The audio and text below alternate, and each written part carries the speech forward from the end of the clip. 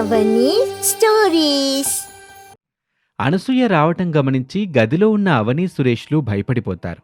ఏం చేయాలో వారికి అర్థం కాదు. భయపడుతూ ఉంటారు. తలుపు చాటుకు వెళ్లి దాక్కుంటారు. ఇంతలో అనసూయ గదిలోకొచ్చి డబ్బులు తీసుకుంటూ ఉండగా తలుపు దగ్గర ఏదో చప్పుడైనట్టు వినిపిస్తుంది. వెంటనే తలుపు దగ్గర చూసేసరికి అక్కడ అవని సురేష్ ఇద్దరూ దాక్కుని ఉంటారు. ఇక ఆలస్యం చేయకుండా పద్మని పిలుస్తుంది అనసూయ. ఓసై పద్మ, తొందరగా రావే, తొందరగా రా, వీళ్ళిక్కడే ఉన్నారు. అవని ఇంట్లోనే దాక్కునుంది. అయ్యో, తొందరగా ఏదో ఒకటి చెయ్యండి. ఆ పద్మ వచ్చిందంటే ఊరికే ఉండదు, మనల్ని రౌడీలకి పట్టిస్తుంది. ఇప్పుడే ఇక్కడి నుండి తప్పించుకోవాలి. వెళ్దాం పదండి. నిన్ను నేనెలా వెళ్ళనిస్తానే? ఇదిగో పద్మ, తొందరగా రావే, ఇది తప్పించుకుంటుంది. అమ్మా, వదిలేయమ్మా. నువ్విలా చేస్తావని అనుకోలేదు. ఎందుకమ్మా నువ్వు ఇలా మారిపోయావు? నిన్ను చూస్తుంటేనే నాకు భయమేస్తోందమ్మా. దయచేసి నా మాట వినమ్మా.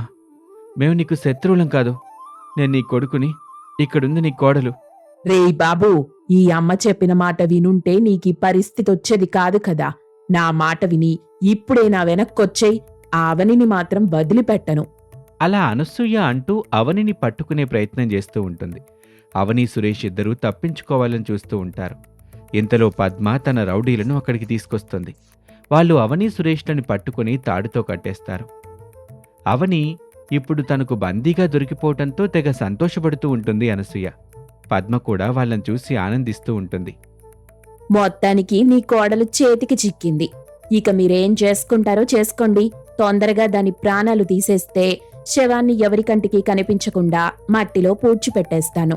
మీ చేతికి మట్టంటకుండా చూస్తాను. దీన్ని అంత తేలిగ్గా చంపకూడదు. నా కొడుకుని నాకు దూరం చేసింది.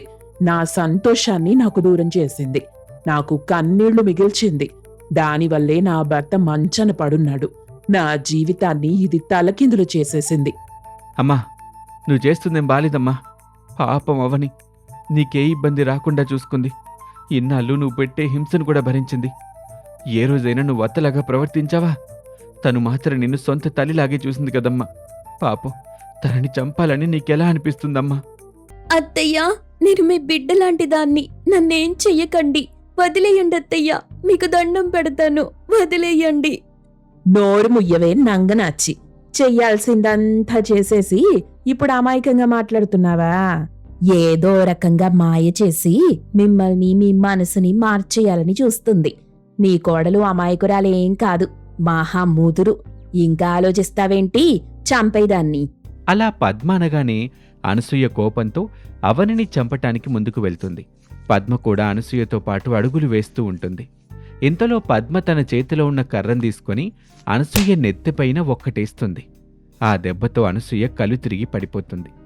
ఆ తర్వాత అనసూయకి మెలకు వచ్చేసరికి అవని సురేష్లను తాడుతో కట్టిపెట్టినట్టుగా తనను కూడా తాడుతో కట్టిపడేసి ఉండటం గమనిస్తుంది అనసూయ. ఒసై పద్మ, నీకేమైనా పిచ్చి పట్టిందా? నన్నెందుకు కట్టేశావే? మాతుండే ఈ పని చేశావా? మర్యాదగా నా కట్లు విప్పవే, లేకపోతే నిన్నేం చేస్తానో నాకే తెలీదు. ఏంటి చేసేది? అన్నంలో కావకాయ్. ఇప్పుడు నువ్వు నా దగ్గర బందీగా ఉన్నావన్న సంగతి మర్చిపోయావా? అదేంటే ఇలా ఎందుకు చేశావు? ఏమైంది నీకు? ఇది ఎప్పుడో చేసుండాల్సింది. ఇంతవరకు ఊరుకున్నాను. నువ్వు నీ కొడుకు చేసిన పని వల్ల నా జీవితమే నాశనమైపోయింది. నా బంగారం, నా బిడ్డ అంజలి నాకు దక్కకుండా పోయింది. ఏం మాట్లాడుతున్నావే? నాకేం అర్థం కావట్లేదు. కాస్త వివరంగా చెప్పు. అయితే చెప్తాను, విను. మొదటి నుండి చెప్తా, మొత్తం చెప్తా. నా జీవితాన్ని నువ్వెలా నాశనం చేశావో మొత్తం చెప్తాను అంటూ పద్మ తన కూతురు అంజలి గురించి చెప్పటం మొదలుపెడుతుంది. అనసూయతో పాటు సురేష్, అవని కూడా పద్మ చెప్పే మాటలు వింటూ ఉంటారు. బంగారం లాంటి నా బిడ్డ కాలేజీ చదువులు పూర్తి చేసుకుని ఇంటికొచ్చింది. చాలా రోజుల తరువాత ఇంటికొచ్చింది కదా. ఆ రోజు నన్ను తనకిష్టమైన వంటలన్నీ చేసి పెట్టమని అడిగింది. నేను వంట చేసే పనిలో ఉన్నాను. అప్పుడు నీ కొడుకింటికొచ్చాడు. అప్పుడేం జరిగిందంటే అంటూ పద్మ ఫ్లాష్ బ్యాక్ చెప్పటం మొదలుపెడుతుంది. పద్మక్క, ఎక్కడున్నావు? అమ్మ వంట చేస్తుంది. మీరు పక్కింట్లో ఉంటారు కదా. చిన్నప్పుడు నేను చాలాసార్లు మీతో ఆడుకునేదాన్ని. మీకు గుర్తుందో లేదో? ఏంటి, నువ్వు పద్మక్క కూతురు అంజలివా? ఎంత పెద్దదానివైపోయావు. నేను నిన్ను గుర్తుపట్టలేకపోయాను. మీరు మాత్రం ఏం మారలేదు, అలాగే ఉన్నారు. మీ నవ్వు చాలా బాగుంటుంది. ఇప్పుడు కూడా ఆ నవ్వు అలాగే ఉన్నారు మీరు. అంజలి సురేష్ అలా మాట్లాడుకుంటూ ఉండగా అక్కడికి పద్మొస్తుంది. సురేష్ని చూసి, ఏంటి బాబు ఇలా వచ్చావ్? ఏం కావాలి? రాత్రికి నేను ఇంటికి రాను, కాస్త అమ్మని చూస్తూ ఉండండి. నాన్న కూడా లేకపోవటం వల్ల అమ్మ ఒక్కతే ఇంట్లో ఉంటుంది, కాస్త చూసుకోండి. చెప్దామనే వచ్చాను. అలాగే బాబు, నువ్వు చెప్పాలా? అనసూయ విషయం నేను చూసుకుంటానులే. మీ అమ్మగారిని చూసి చాలా రోజులైంది. నేనెళ్ళి ఒకసారి పలకరిస్తాను.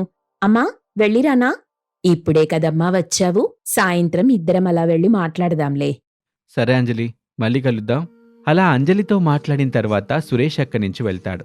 సురేష్ వెళ్తున్నంతసేపు అంజలి అలా చూస్తూ ఉంటుంది. తన కూతురు అంజలి ప్రవర్తన చూసి నవ్వుకుంటుంది పద్మ. ఇక ఆ రోజు భోజనం చేస్తున్న సమయంలో, ఏంటమ్మా, ఆ సురేష్ అంటే నీకంతిష్టమా? మీ ఇద్దరూ మాట్లాడుకోవటం నేను గమనిస్తూనే ఉన్నాను. అతన్ని నువ్వు ప్రేమిస్తున్నావా? అమ్మా, ఏంటి నువ్వు కూతురితో మాట్లాడే మాటలేనావి? నేను నీకు అమ్మని మాత్రమే కాదు, స్నేహితురాల్ని కూడా. చెప్పవే, నీ మనసులో ఏముందో తెలుసుకుందామని అడుగుతున్నాను. ఇష్టమైతే వాళ్ళమ్మతో వెళ్ళి మాట్లాడతాను. చిన్నప్పుడు సురేష్తో బాగా ఆడుకునేదాన్ని. అప్పుడప్పుడు అతన్ని చూస్తూ అలా ఉండిపోయేదాన్ని. దాన్ని ప్రేమంటారో ఏమంటారో నాకు తెలీదు, కానీ అతనితో ఉంటే జీవితం బావుంటుందనిపిస్తుందమ్మా. చెప్పకనే చెప్పావు కదా నీ ప్రేమ. సరేలే, ఈ అమ్మతో చెప్పావుగా, ఇక నేను చూసుకుంటాను. ఏం చేస్తావే ఇప్పుడు? వెంటనే పెళ్లి ముహూర్తాలు పెట్టించేస్తావా ఏంటి? ఇప్పుడే కదా చదువు పూర్తయింది. ఇక ఉద్యోగం చేయనివ్వు. కొన్ని రోజులాగాక పెళ్లి చేద్దువు. సర్లేమ్మా, నీ మనసులోని మాట తెలిసాక కూడా నేను ఊరికే ఉంటే ఎలా? ఏదో ఒకటి చెయ్యాలి కదా. సరే, వెళ్దాం పదా అని అంటూ ఉండగా అక్కడికి అనసూయ వస్తుంది. అప్పటి వరకు అంజలి పద్మలు మాట్లాడుకుంటున్న మాటల్ని వింటుంది అనసూయ. ఆ మాటలకి నవ్వుకుంటూ, ఏంటేంటి, నా కొడుక్కి మీ కూతురా పెళ్లి చెయ్యాలా? మీ పాటికి మీరే మాట్లాడేసుకుంటున్నారే. మా స్థాయి ఏంటో తెలిసే అలా మాట్లాడుతున్నారా? నీ కూతురేదో ముచ్చటపడింది, దానికి నువ్వు తానా అంటే తందానా అంటావేంటి? దానికి నచ్చ చెప్పవే. ఒసై పద్మ, నా కొడుక్కి పెద్ద పెద్ద వాళ్ళంతా పిల్లనివ్వడానికి సిద్ధంగా ఉన్నారు. నేనిప్పట్లో పెళ్లి చేయటం ఇష్టం లేక ఊరుకుంటున్నానంతే. అనసూయ, అవతల అమ్మాయి ఉంది కదా, ఇవన్నీ తర్వాత మాట్లాడొచ్చుగా. దాని ముందే మాట్లాడతావేంటి? అది బాధపడుతుంది. మొక్కై వంగనిది మానై వంగునా పద్మ? ఇప్పుడిప్పుడే నీ కూతురు మనసులో నా కొడుక్కి గుడి కడుతుంది కదా. ఆ గుడి కట్టడానికి తను అర్హురాలా కాదా అనేది తెలియజేయాలి కదా. అదే నేను చేస్తున్నాను. ఇప్పుడే అసలు విషయం చెప్పేస్తే తర్వాత నీ కూతురు నా కొడుకు జోలికి రాదు. ఈ కాపు, ఇందాకటి నుండి చూస్తున్నా నీ పాటికి నువ్వు మాట్లాడుతూనే ఉన్నావు. అనసూయ పద్మలు ఇలా మాట్లాడుకుంటూ ఉండగా అంజలి వెంటనే తన గదిలోకి వెళ్తుంది. ఇక అనసూయ కాసేపు పద్మతో అవి ఇవి చెప్పి తన ఇంటికి వెళ్తుంది. అప్పుడు గదిలోకెళ్ళి చూస్తే అంజలి చనిపోయి ఉంటుంది. అలా ఫ్లాష్ బ్యాక్ నుంచి బయటకొస్తుంది పద్మ. ఆ కథ విని అవని సురేష్ చాలా బాధపడుతూ ఉంటారు. ఆ రోజు నువ్వలా మాట్లాడకుండా ఉండుంటే ఈ పాటికి నా కూతురు నా ఇంట్లో నీ కోడలిగా సంతోషంగా ఉండేది. పచ్చని జీవితాన్ని చిదిమేశావు కదే. నీలాంటి దాన్ని ఊరికే వదిలిపెట్టను. నేను బాగా ఆలోచించాను. నా కూతురు చనిపోయిన తరువాత నేను చాలా రోజులు ఇంట్లో నుండి బయటకు రాలేదు. అందరూ నన్ను పిచ్చిదానిలా చూశారు. నా కూతురు అంజలి నాకు దూరమై చాలా రోజులవుతున్నా నేను మాత్రం నా పగ మరిచిపోలేదు. అందుకే నీ ఇంట్లో గొడవలు పెట్టాను. నీ కోడల్ని నీ ఇంటికి దూరం చేశాను. నిన్ను కిరాతకురాల్లా మార్చేశాను. ఇప్పుడు మీ ముగ్గురిని చంపేయాలని చూస్తున్నాను. చంపేస్తాను, ఖచ్చితంగా చంపేస్తాను. ఒసై పద్మ, నువ్వింత పగ పెట్టుకొని నాతో నవ్వుతూ తిరిగావా? నిన్ను చూస్తుంటే నాకు భయంగా ఉందే. దయచేసి మమ్మల్ని వదిలేయ్యవే, వదిలేయ్. పద్మక్క, వదిలే. ఇప్పుడు నీ కూతుర్ని తీసుకొచ్చి ఇవ్వలేం. నీ బాధ మాకు అర్థమవుతుంది, కానీ ఏం చేయను? మా అమ్మ వల్ల ఇంతమంది బాధపడతారని మాకు తెలీదు. ముందు నీ అమ్మని చంపేస్తాను, తర్వాత నిన్ను చంపేస్తాను. ఈ కావనిని చివర్లో చంపుతాను. మీ కుటుంబం మొత్తాన్ని చంపి నా పగ తీర్చుకుంటాను. అప్పుడే నా కూతురు ఆత్మ శాంతిస్తుంది. పద్మపిన్ని, నేను కూడా నీ బిడ్డలాంటిదాన్నే కదా. నీ కూతురుండాల్సిన స్థానంలోకొచ్చానని మీరు పగబడితే ఎలా పిన్ని? కాస్త అర్థం చేసుకోండి. నా మాట వినండి. మమ్మల్ని వదిలిపెట్టండి. వదిలిపెట్టనుగాక వదిలిపెట్టను. మీ అందర్నీ చంపేస్తాను. చంపి తీరుతాను. ఇన్నాళ్ళు మీరంతా ఈ అనసూయ మాట వింటుందని అనుకున్నారు కదా, ఇప్పుడు అసలు విషయం తెలిసింది కదా, అదే నా మాట విని మీకు ఈ గతి పట్టించింది. మమ్మల్ని చంపితే మీ పగ తీరుతుందా? మీ కూతురు మీ దగ్గరికి వచ్చేస్తుందా చెప్పండి? అదంతా నాకు అనవసరం. మీ ప్రాణాలు తీయాలంతే. అంటూ పద్మ అందర్నీ చంపటానికి చూస్తూ ఉంటుంది. ఇంతలో కోమాలో నుంచి బయటపడ్డ అరవింద్ అక్కడికి చేరుకుంటాడు. పద్మ మాటలు విని అందరూ అలా చూస్తూ ఉండగా పద్మ తలపై కర్రతో ఒక్కటిస్తాడు. అంతే, పద్మ అక్కడికక్కడే కుప్పకూలిపోతుంది. అరవిందుని చూసి అనసూయ, సురేష్, అవని సంతోషిస్తారు. నీకెంత ధైర్యం ఉంటే నా కుటుంబాన్ని లేకుండా చేస్తావా? నిన్నేం చేస్తానో చూడవే. నా బిడ్డని చంపాలనుకుంటావా? అంటూ అరవింద్ పద్మని చావగొడతాడు. ఆ తర్వాత అందరి కట్లు విప్పుతాడు. ఇక అరవిందుని చూసి, ఏవండి, మీరు బాగున్నారా? కోమాలో నుండి బయటకు వచ్చారు. నాకంతే చాలు, అదే చాలండి. నీలాంటి భార్య ఎవ్వరికీ ఉండకూడదే. అసలు నువ్వు ఈ భూమి మీదే ఉండకూడదు అంటూ అనసూయని కొట్టడానికి చూస్తాడు. ఆ సమయంలో అవని, సురేష్లు ఏం చేయబోతున్నారో తెలియాలంటే తరువాయి భాగం వరకు ఎదురు చూడాల్సిందే. ఇది వాల్టి కథ. మరొక ఆసక్తికర కథలో మళ్ళీ కలుద్దాం. నమస్తే. అనసూయ ఎందుకో దీర్ఘంగా ఆలోచిస్తూ ఉండటాన్ని గమనిస్తుంది పక్కింట్లో ఉండే పద్మ. తనను ఎప్పుడూ అలా చూడలేదు. మరో 2 రోజుల్లో తన కొడుక్కి పెళ్లి పెట్టుకుని అనసూయ అలా ఉందేంటబ్బా అని పద్మ తెగ ఆలోచిస్తూ అనసూయ దగ్గరికి వెళ్తుంది. ఏంటనసూయ అలా ఆలోచిస్తున్నావేంటి? కొంపదీసి నీ కొడుక్కి పెళ్ళైపోతుందని, పెళ్లి తర్వాత నీ మాట అసలు వినడానికి భయపడుతున్నావా ఏంటి? అరే, నా భయం అది కాదు. పల్లెటూరు నుంచి కోడలు తెచ్చుకుంటున్నాను. నా కొడుకుని బాగా చూసుకుంటుందో లేదోనని బెంగగా ఉంది. చూడనసూయ, ఇప్పటి వరకు నువ్వు ఒక అమ్మవు మాత్రమే, కానీ ఇకపై ఒక అత్త కాబోతున్నావు. అందుకే కాస్త జాగ్రత్తగా ఉండాలి. కోడలికి అవకాశం ఇచ్చావనుకో నెత్తికి కూర్చుంటది. అందుకే కాస్త అప్రమత్తంగా ఉండు. పెళ్ళయ్యాక వాళ్ళ జీవితం వాళ్ళు బతుకుతారులే. వాళ్ళు నేనేం ఇబ్బంది పెట్టను. వాళ్ళు బాగుండడమే నాకు కావాలి. అరే అనసూయ, నీకు కాస్తైనా బుద్ధుందా? భవిష్యత్తు గురించి ఆలోచించవే ఏంటి? నువ్వు బతికినంత కాలం నీ కోడలు నీ చెప్పు చేతుల్లో ఉండాలి. అట్లా చేసుకోవడం నీ బాధ్యత. కాస్త బుర్రపెట్టి ఆలోచించు. నీ కోడలికి ఏమాత్రం అవకాశం ఇవ్వబాకు అంటూ పక్కింటి పద్మ చెప్పటంతో అనసూయ పగలబడి నవ్వుకుంటుంది. అనసూయ నవ్వటం చూసి పద్మ అయోమయంగా చూస్తూ ఉంటుంది. అదేంటి అనసూయ, పిచ్చి పట్టిందా ఏంటి? అట నవ్వుతున్నావు? మరి నవ్వకుండా ఉంటానా చెప్పు? నాకు వచ్చేది పల్లెటూరు కోళ్ళు. పల్లెటూరు నుంచి వచ్చేవాళ్ళు ఎట్టా ఉంటారో తెలుసు కదా, అమాయకంగా ఉంటారు. ఇక నేనేం చేస్తానో చూడు అంటూ మరోసారి నవ్వుకుంటుంది అనసూయ. ఇక మరో 2 రోజుల తర్వాత బంధువులందరి సమక్షంలో అనసూయ కొడుకు సురేష్కి పల్లెటూరి అమ్మాయి అవనితో పెళ్లి జరుగుతుంది. కొడుక్కి పెళ్లి జరగటంతో సంతోషిస్తుంది అనసూయ. మరోవైపు అనసూయ భర్త అరవింద్ కూడా చాలా ఆనందపడుతూ ఉంటాడు. పాత నీరు కొట్టుకుపోయి కొత్త నీరు వచ్చినట్టుగా మా ఇంటికి వచ్చావమ్మా. అవని, కొత్త జీవితంలో అడుగుపెట్టావు. నీకు మేం కొత్తగా కనిపిస్తాం. రాను రాను అలవాటవుతుందిలే. అలాగే నీ చేతి వంట రుచిగా ఉంటుందని విన్నాను. ఈరోజు కొత్త కొత్త కూరలతో అదరగొట్టేయాలమ్మా. ఏంటండి ఆ మాటలు? అమ్మ అయినప్పుడే మీ మాటలతో ఇబ్బంది పెట్టకండి. అమ్మ అవని, మీ మావ ఎప్పుడు అంతేలే అమ్మ, అట్లా మాట్లాడుతూనే ఉంటాడు. సరే, నువ్వు వెళ్ళి అందరికి కాస్త కాఫీ తీసుకురమ్మా. అయ్యో అత్తయ్య, నాకు కాఫీ చేయడం రాదే, కషాయం చేయడం వచ్చు. అందరికీ కషాయం చేసుకొని తీసుకొని రమ్మంటారా? కషాయం ఏంటి? ఇదేమన్నా ఆయుర్వేదం ఆసుపత్రా? పోనీ నీకేం చేయడం వచ్చు? పాలల్లో పసుపు కలుపుకొని తీసుకొస్తాను. ఆరోగ్యానికి చాలా మంచిది అత్తయ్య. లేకపోతే జీలకర్ర, మిరియాలు నీళ్ళలో మరిగించి తీసుకుని వస్తాను. అవని అలా చెప్తుంటే అనసూయ షాక్ అవుతుంది. కోపంగా తన కోడల్ని తన వెంట తీసుకుని వెళ్తుంది. వంటగదిలోకి తీసుకువెళ్లి కాఫీ ఎలా తయారు చేయాలో చూపిస్తుంది. ఇక కాఫీ చేయడం నేర్చుకున్నావు కాబట్టి మేము అడిగినప్పుడల్లా నువ్వు కాఫీ చేసుకుని తీసుకురావాలి, సరేనా? అలాగే అత్తయ్య అంటూ తన గదిలోకి వెళ్ళిపోతుంది అనసూయ. గదిలోకి వెళ్ళిన తర్వాత అనసూయ కోపంతో, చెచ్చే, కాఫీ చేయడం కూడా రాదు, ఇట్లాంటి కోళ్ళు వచ్చిందేంటి? పైగా అమాయకంగా, ఆ మాటలు ఒకటి. చూడ్డానికి అమాయకంగానే ఉన్నా మాట్లాడడంలో మాత్రం ఏ భయం కనిపించట్లేదు. చూస్తా ఉంటే ఇది నా నెత్తి మీద కూర్చునేలాగా ఉంది. దీన్ని ఏదో ఒకటి చెయ్యాలి అంటూ ఉండగానే జోరుగా వర్షం పడుతుంది. ఆ వర్షానికి వేడివేడిగా పకోడీలు చేస్తుంది అవని. కోడలు చేసిన పకోడీని లొట్టలేసుకుంటూ తింటాడు అరవింద్. సురేష్ కూడా తన భార్య తయారు చేసిన పకోడీని తింటూ, అబ్బబ్బా, భలే రుచిగా ఉందవని, మా అమ్మ కంటే చాలా బాగా చేశావు. అవునమ్మా, మీ అత్త చేసే వంట తిని తిని నా నోరు చప్పబడిపోయింది. ఇన్నాళ్ళకి రుచిగా ఉండే పకోడీలు తింటున్నాను. సురేష్ అరవింద్ అలా అంటూ ఉంటే అవని మురిసిపోతూ ఉంటుంది. ఇదంతా గమనించిన అనసూయ కోపంతో ఊగిపోతుంది. ఇక వెంటనే అవనిని పిలిచి, ఏంటమ్మా నువ్వు చేసిన పని? ఇట్టా వర్షం వచ్చిందనో చుట్టాలు వచ్చారనో ఎప్పుడు పడితే ఎప్పుడు పకోడీలు చేయడానికి ఇదేమీ హోటల్ కాదు. ఇంట్లో ఉండే వస్తువుల్ని కాస్త జాగ్రత్తగా వాడుకోవాలి. ఇది పల్లెటూరు కాదు నీ ఇష్టం వచ్చినట్టు చేయడానికి. అయ్యో అత్తయ్య, ఏదో తింటారు కదా అని చేశాను. అట నీ ఇష్టం వచ్చినట్టు అనుకుంటే ఎట్టాగమ్మా?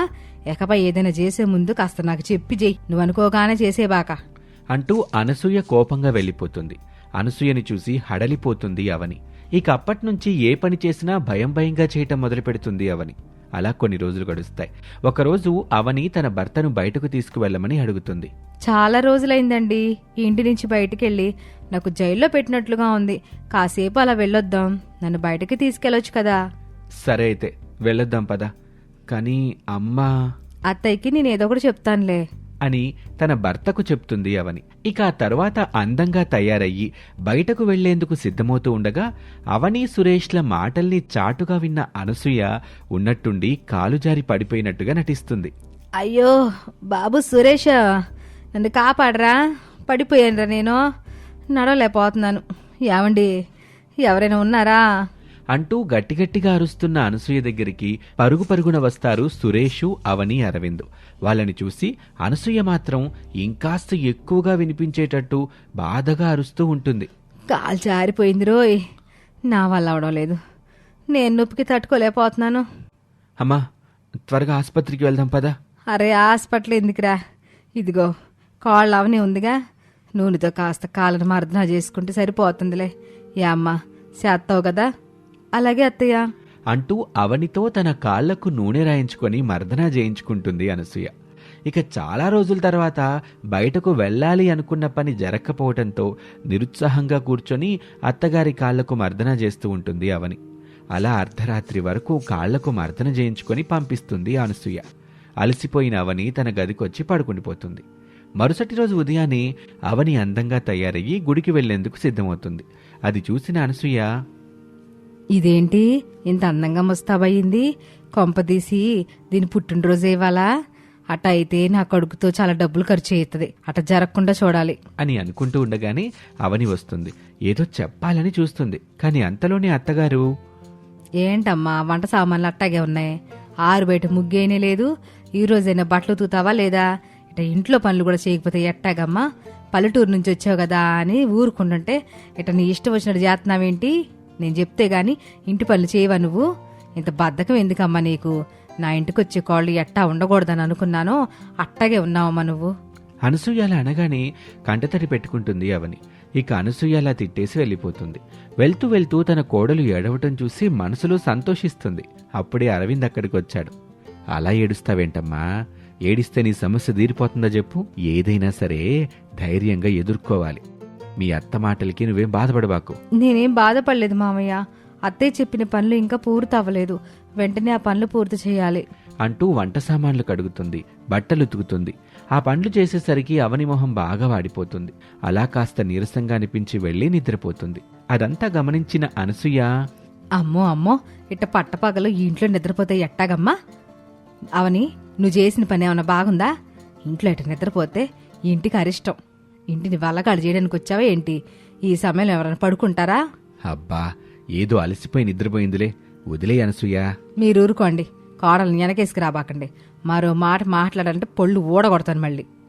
అత్తయ్య, అది అది కాస్త నీరసంగా ఉంటేను, నీరసం లేదు, నిమ్మకాయ రసమో లేదు, కావాలని అట్ట చేస్తుంది. అట్ట నీరసం అని చెప్తే పనులు ఎవరు చేస్తారు? నేనే కదా చేయాల్సింది. నాతో పనులు చేయించడానికే అట్ట నటిస్తుంది, నాకు తెలుసు. అనసూయలా కఠినంగా మాట్లాడుతుంటే ఆ మాటల్ని అవని భరించలేకపోతుంది. ఇక వెంటనే తన గదిలోకి వెళ్లి కుమిలి కుమిలి ఏడుస్తుంది. ఆ రోజు రాత్రి సురేష్ ఇంటికి రాగానే సురేష్ని పట్టుకుని బాధపడుతుంది. అవని, నాకు జరిగింది తెలిసింది, నువ్వేం బాధపడకు. అమ్మ ఇప్పుడు అలాగే మాట్లాడుతుంది, దానికి అలా అయిపోతే ఎలా చెప్పు? అత్తయ్యకి నేనంటే ఇష్టం లేదనుకుంటా. ఈ ఇంటికి నేను కోడలుగా రావడం అసలు ఇష్టం లేదేమో. నాకు చాలా కష్టంగా ఉందండి. అత్తయ్య మాట్లాడే మాటలు నాకు చాలా బాధగా అనిపిస్తున్నాయి. నేను అన్ని పనులు చేస్తున్నాను కదా, అయినా అత్తయ్య నన్ను ఎందుకు అలా అంటుంది? ఈ ఇల్లు నాకు ఒక జైలు లాగుంది. 4 గోడల మధ్య నన్ను తాడుతో కట్టేసినట్లు అనిపిస్తుంది. ప్రశాంతతే లేదు. అయ్యో అవని, అలా ఏడిస్తే ఎలా? నువ్వేడవకు, కాస్త మౌనంగా ఉండు అంటూ సురేష్ తన భార్య అవని కన్నీళ్లను తుడుస్తూ ఉండగా అక్కడికొక పోలీస్ వస్తాడు. పోలీసుని చూసి అనసూయ కంగారు పడుతుంది. ఏంటండి, మా ఇంటికి వచ్చారేంటి? మాది పరుగల కుటుంబం, మీరు పొరపాటు వేరే ఇంటికి వచ్చినట్టున్నారు. లేదమ్మా, మేం సరైన ఇంటికే వచ్చాం. అనసూయ అంటే మీరే కదా? అవునండి, నేనే. అయితే పదండి పోలీస్ స్టేషన్కి. పోలీస్ అలా అనగానే అనసూయ కేకలు పెడుతూ అందర్నీ పిలుస్తుంది. అవని, సురేష్, అరవిందులు వస్తారు. వాళ్ళు రాగానే అనసూయకు సంకెళ్లు వేస్తాడు పోలీసు. ఒరే బాబు, ఏమండి, ఈ పోలీస్ చూడండి నన్ను అరెస్ట్ చేస్తున్నాడు, తీసుకెళ్ళిపోతున్నాడండి. నేనేం తప్పు చేశానని? తప్పు చేశారమ్మా. గృహహింస చట్టం కింద మిమ్మల్ని అరెస్టు చేస్తున్నాం. మీ కోడల్ని హింసించి బాధ పెట్టడం వల్ల మిమ్మల్ని అరెస్ట్ చేస్తున్నాం. సరేనా? మీకు సమాధానం దొరికింది కదా, ఇంక నడవండి అంటూ ఆ పోలీస్ అనసూయని బలవంతంగా తీసుకెళ్తూ ఉంటాడు. అనసూయ మాత్రం, వామో, నేనేం చేయలేదు. ఏమే అవనే, చెప్పవే, నేను నిన్ను హింసిస్తున్నానా? ఏమండి, మా అత్తగారు నన్ను అలా చేయడం లేదండి. ఎవరో మీకు తప్పుగా చెప్పుంటారు. అదంతా మీరు తర్వాత మాట్లాడుకోండి. ఇప్పుడు మీ అత్తపై కేసు నమోదైంది. ఇక అన్ని పోలీస్ స్టేషన్లోనే మాట్లాడుకోవాలి. ఇప్పుడైతే మీ అత్తని తీసుకువెళ్ళటం ఖాయం. చూడండి, మీరు తప్పు చేస్తున్నారు. తప్పు చేయని మా అమ్మని బలవంతంగా తీసుకెళ్తున్నారు. మీరు అడ్డొచ్చారంటే మిమ్మల్ని కూడా తీసుకెళ్లాల్సి ఉంటుంది. మర్యాదగా తప్పుకోండి. మీరేం చెప్పాలనుకున్నా పోలీస్ స్టేషన్కి వచ్చి చెప్పండి అంటూ ఆ పోలీస్ అధికారి అనసూయను లాక్కెళ్తూ ఉంటాడు. అనసూయ కన్నీళ్లు పెట్టుకుంటూ ఆ పోలీస్ అధికారి వెంట నడుస్తుంది.